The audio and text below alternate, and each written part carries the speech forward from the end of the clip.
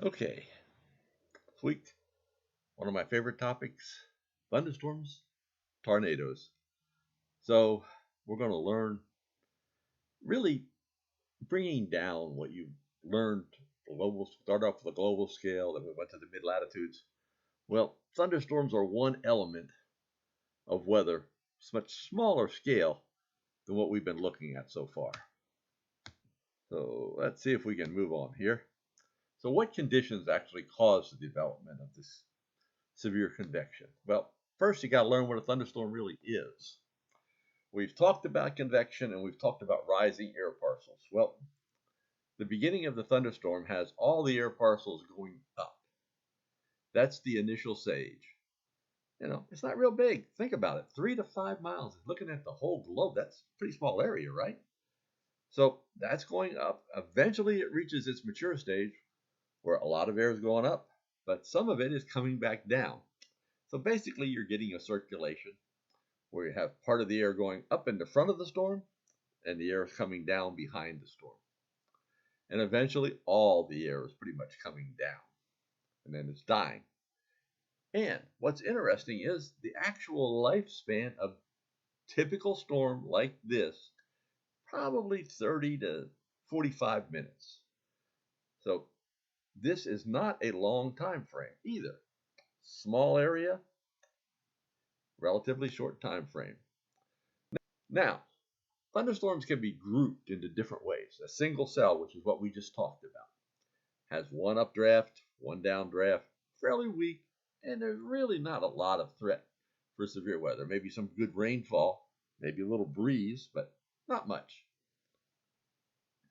Then they can form into what they call multicells, clusters, where you have basically a group of thunderstorms working off each other, feeding off each other, and you get literally one thunderstorm beginning, another one reaches mature stage, another one is weakening, and then another one starts again, and so on. The process continues as they just move along as a group. And you can get that in a cluster or you can get it in a line.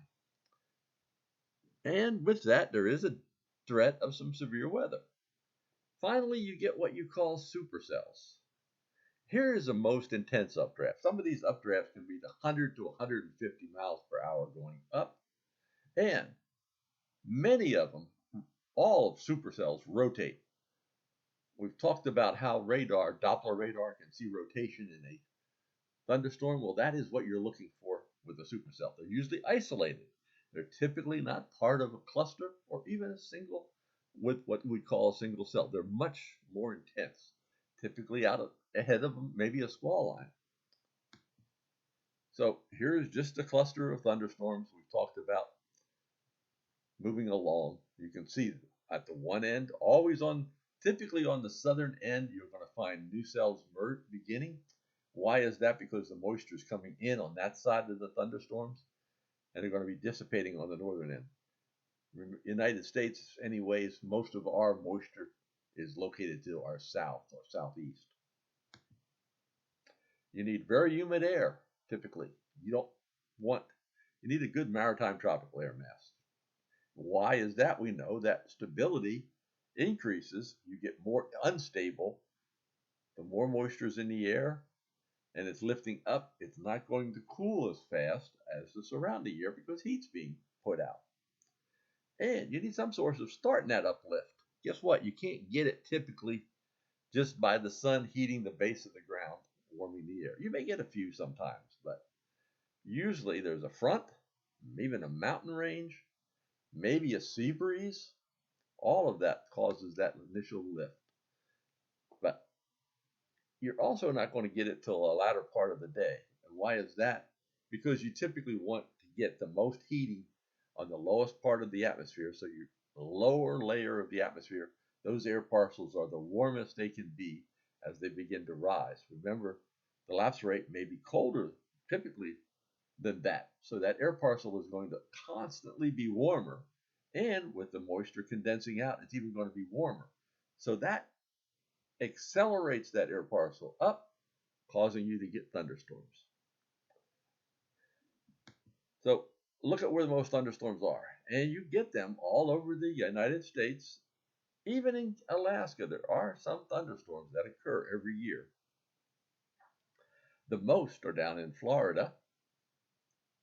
So, with that, oh yeah, look at the Hawaii.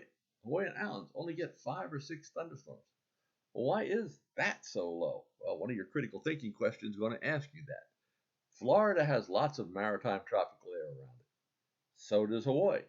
But the one difference is Hawaii is down there on the south side of one of the ridges that we know move east or cross east to west around 30 degrees north.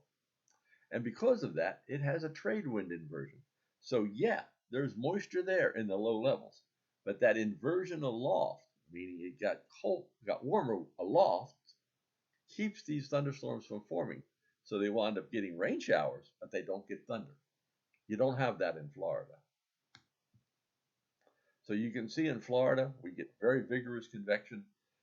Basically, you have a sea breeze coming off the Atlantic and one coming off the Gulf Coast. I used to watch these form when I was at Florida State, and I could see them forming to my east. And some days they would move westward towards me because the Atlantic sea breeze was stronger, and some days they would move towards the east because the Gulf sea breeze was stronger. Severe thunderstorms. There's a definition for it. And the definition was created based on damage, and from that, this is what the National Weather Service definition of a severe thunderstorm is. Winds have got to be stronger than 58 miles per hour and hailstones greater than 1 inch. But they can also produce flash flooding or even tornadoes. Both are unique in the sense that severe thunderstorm warnings cover hail and strong winds. Flash flood warnings cover flash flooding, and tornado warnings cover tornadoes. We just talked about the different types of thunderstorms.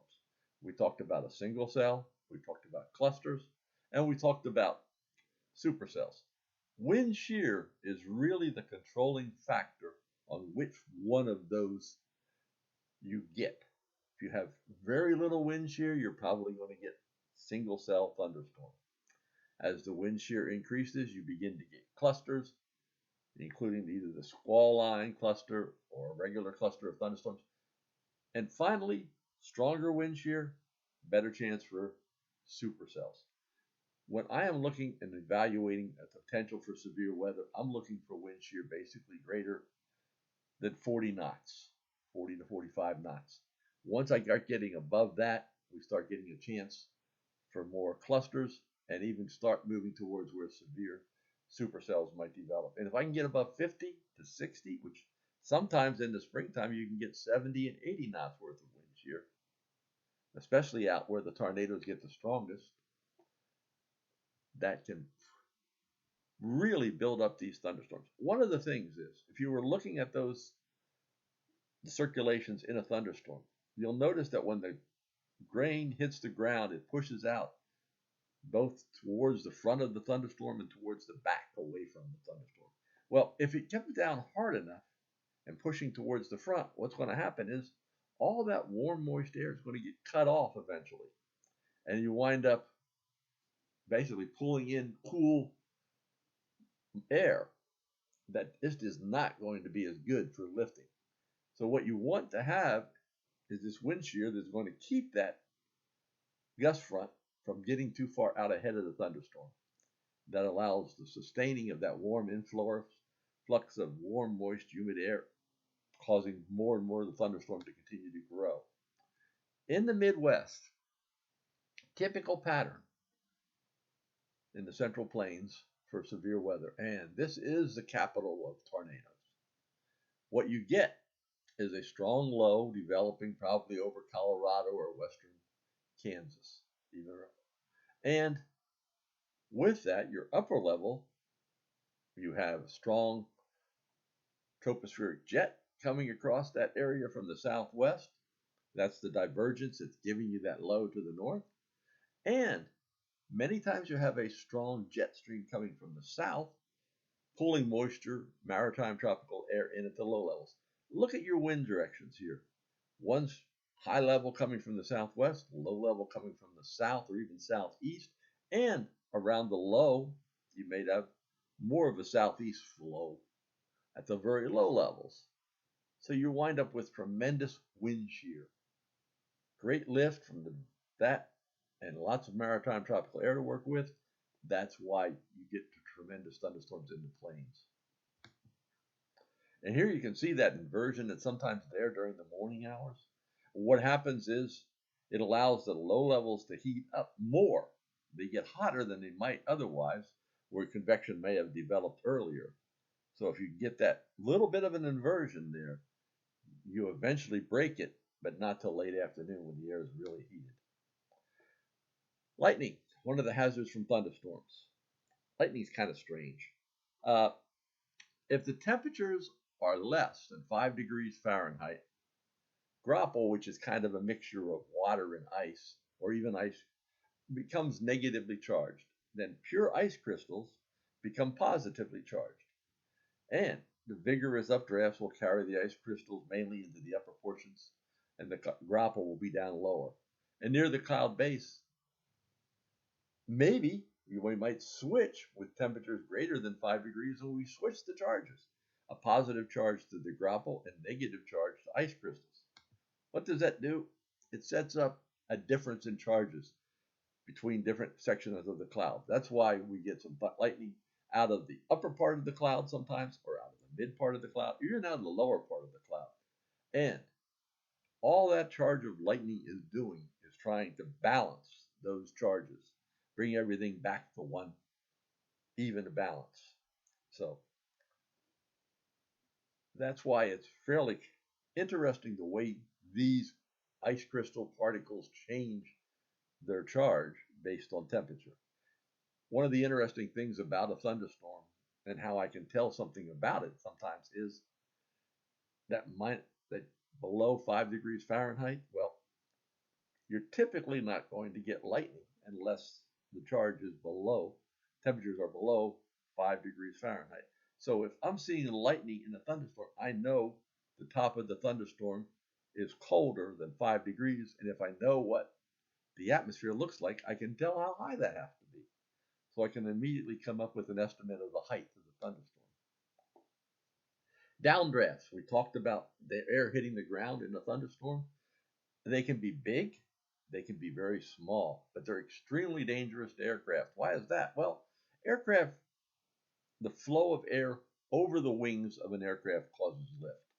So as that aircraft is coming in, if the pilot knows the flow of air coming at it, it can adjust its descent based on that wind, so it can stay at a nice even course. However, if it hits a downburst, well, all of a sudden, maybe there's 40 or 50 mile an hour more winds than it thought it had. Aircraft's going to want to lift up, so the pilot's got to work to hold it down, keep it on the flight path to meet the runway. But now we have the other direction. You come on the other side of the downburst, the winds are going away. All of a sudden, the pilot maybe has lost 100 mile an hour of wind speed. That, all of a sudden, is going to cause a tremendous drop in the wings, in the functioning of the wings, so it's going to tend to go towards ground. So that is the issue with the downburst. And they're very small, but there's a lot of radars now around airports just detecting downburst. Derechos, something that has happened through the years, typically very, very long duration of basically winds gusting over 58 miles per hour. Some of the biggest derechos in the summer of 2012, I hit one of them when I was driving west through West Virginia heading towards the western part of the state, but it went through Ohio as well. There are other derechos that have occurred in Canada where we have estimates of wind speed over 120 miles an hour from those derechos. And you can see here just basically an ordinary thunderstorm gradually forms a cluster, and then they begin to bow out further and further, and you get very intense high-speed wind damage. And you can see here several of the derechos back in all the wind damage that occurred with them. Flash flooding. Think about it. All that moisture is being pushed upwards in a thunderstorm. What happens? If the air is really moist, which sometimes, especially in the summertime, it can be, it's going to come down. And that rain can be very, very heavy. And that causes a problem, particularly in urban areas. A lot of urban areas are designed to handle rainfall rates of what you would expect in a 100-year frequency. However, sometimes in thunderstorms, those rainfall rates exceed that. So the drainage ditches can't handle it. You wind up getting flooding in an urban area. And if your ground's very wet, maybe your streams will flood as well. The Big Thompson Canyon, the only reason I remember that is I did a study on it, but I also lost a friend. She was out there camping with some other people in Big Thompson Canyon. The rain hit on the upper part of the canyon, not where she was, so they decided to drive out. But the flash flooding that came down the canyon took their car off the road and they all drowned. So hail is another part of a thunderstorm. Think about it. We got this circulation that's going here. In one part of the circulation, air is going up, very warm air. Another part is coming down. Well, it gets high enough eventually that warm air becomes ice crystals and ice. Now it starts falling back. Oh, but it gets turned back into that other circulation that was going up. So it re-rises back up and you wind up getting hail. The more it does that, the stronger the updraft is to hold that ice up in the cloud, the bigger the hail can be. And here is just estimates of 1-inch hail is basically the size of a quarter. And then you get bigger from that. And there have been softball size hail. And you can see the hail typically is forms in the mid part of the cloud. And here's where dual pole radar comes in handy. I can pick this out with dual pole. I can pick out that area that's developed there because it's going to show up as a different shape than the rain around it or even the ice crystals around it. When it does that, I can tell its hail and I can track it back down. So I can issue a warning so that you can get information about that hail before it hits the ground. Tornadoes, whole different thing. They form in supercells. Once in a while, you get them in other thunderstorms, but not frequently. Most northern hemispheres rotate counterclockwise due to the parent thunderstorm's rotation. Weak tornado, maybe only a mile long. Violent ones, however, they can be hundreds of miles long, and some of them can be almost a mile wide. And wind speeds have been clocked over 300 miles per hour in these. So think about the damage that does. There are two primary areas that get tornadoes. One is Tornado Alley, where there's just a north-south corridor. We looked at how that forms from the wind shear from Texas through Oklahoma, Kansas, Nebraska. The other one's a secondary area now that's kind of, we're realizing how important it is down there, Mississippi, Alabama, Florida. They get very strong ones as well. The peaks are kind of different. They kind of tend to occur earlier in Mississippi, Alabama, Florida, and a little later in the spring in the other tornado alley. Typically, the U.S. averages 1,300 tornadoes per year, way more than any other country in the world. And you can see per area that Texas, Oklahoma, Nebraska, Kansas all have a lot of tornadoes. And it gets much less when you get up to Ohio or even here in Virginia. And this is the annual average per square mile. And the peaks, again, it really does show your tornado alley and the other one. Tornadoes are formed by that rotation, updraft rotating. They don't always occur there. But when they do, sometimes you can actually get a very good estimate depiction of that on the winds, in the radar, and you're able to issue a warning. Joplin's tornado was warned almost an hour before it actually touched the ground. They had tremendous lead time in Joplin. One of the problems with that lead time is that sometimes people begin to believe that, oh, the tornado must be past. And the people on the east side of Joplin actually felt that way. Some of them had taken shelter, and it had been almost an hour since the warning was issued. They decided it was safe to go back outside because they hadn't seen the tornado. And 15 minutes later or so, the tornado went through their area and killed them or did major damage and many injuries. So the question became after that, how much is too much lead time for tornadoes? Still ongoing. And their EF scale, Enhanced Fujita scale, this scale was developed in consultation with civil engineers. The whole idea is to look at the damage and estimate the wind speed from that. And here you can see the supercells forming, typically the hook echo, and a wall cloud underneath where very moist air is being pulled up into the storm because of the tremendous updraft. And here you can actually see the wall cloud. If you see a wall cloud distinct, it's typically flat and it's typically rotating, take shelter. And here it is on the radar as well. And you can actually see the Doppler showing the two very strong winds next to each other. And just finally, I wanted to show you a couple of what's going on right now. We have a slight risk of severe weather out in the Midwest today. So here is a warning sounding out that area. What happens here is this is the projected high temperature of the air. So if I take this and make this my projected high temperature with the moisture, it's going to go up moist adiabatically. So this is the track of that air and the temperature. This is the lapse rate, the actual temperature that's observed. Notice how it's well to the left. It's cooler. So this air parcel is going to rise all the way up to right about here. Oh yeah, one other thing. Notice this area is so dry.